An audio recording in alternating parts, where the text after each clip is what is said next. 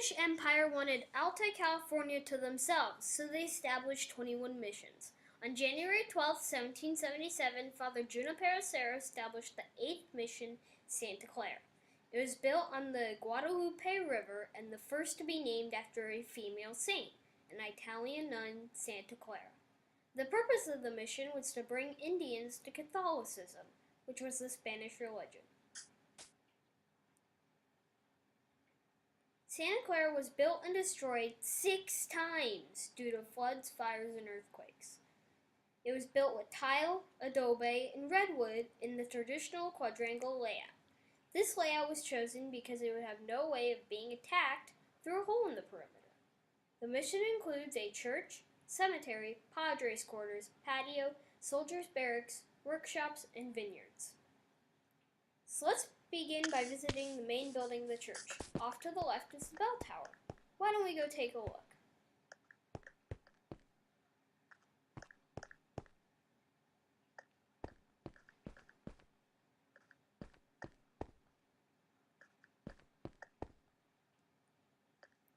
There are 4 bells, but only one is an original that was gifted from the King of Spain.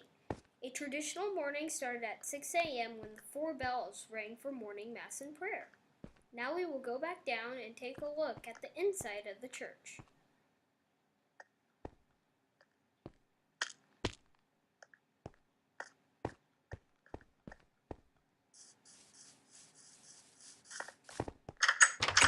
The Lone Indians Territory is where the Santa Clara mission was built.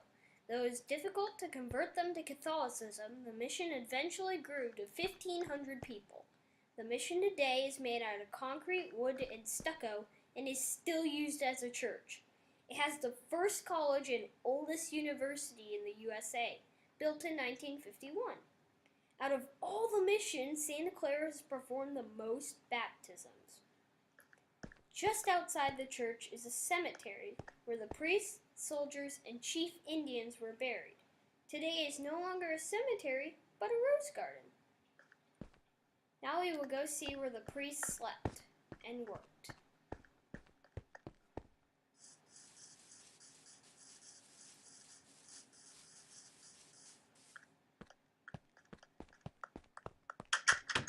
In the Padres' quarters is where the priests studied and slept.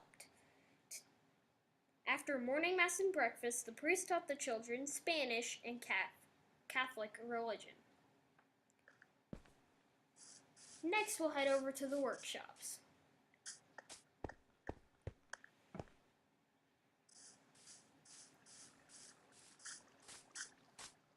Some of the jobs included making candles and soap, tending livestock, harvesting crops, weaving, cooking, and gardening.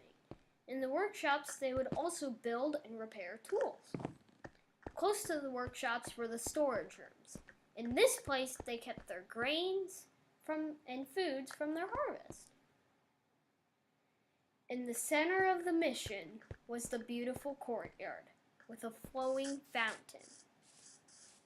In its gardens are still some of the original plants. It holds the oldest grapevines in Northern California and 3 palm trees that date back to 1822. Now we'll see where the Indians slept when they were converted to Catholicism.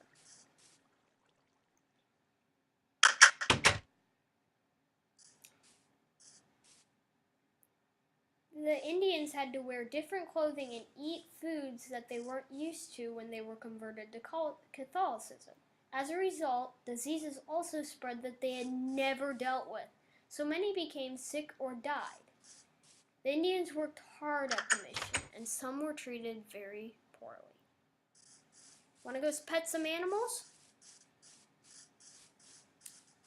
The Indians at the Santa Clara mission helped raise the second largest livestock herd of all the missions, with over 20,000 animals, including sheep, cattle, horses, mules, and mules. Furthermore, they were large producers of grain. Their wheat was among one of the best among the missions. Finally, let's head to the mission barracks.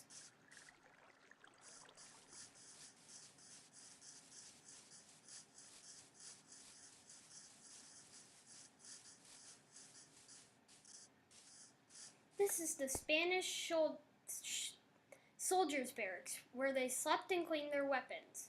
They helped protect the mission from attacks, however, they didn't always treat the Indians well. For many years, the mission continued how it always did, until Mexico gained its independence from Spain on 1822. Then the Santa Clara mission was secularized in 1836 and wasn't returned to the Catholic Church until 1846. During the secularization, the Indians weren't treated well. They didn't get their land back and many had to work like slaves. Though I have never visited the Santa Clara mission, through my research I have learned that the missions are an important part of California's history. Even though they weren't able to convert all the Indians, there were still many who changed and believed in the Catholic faith. The mission's reconstructing and is a reminder of us today of what life was like back then and the Spanish influence on the state today.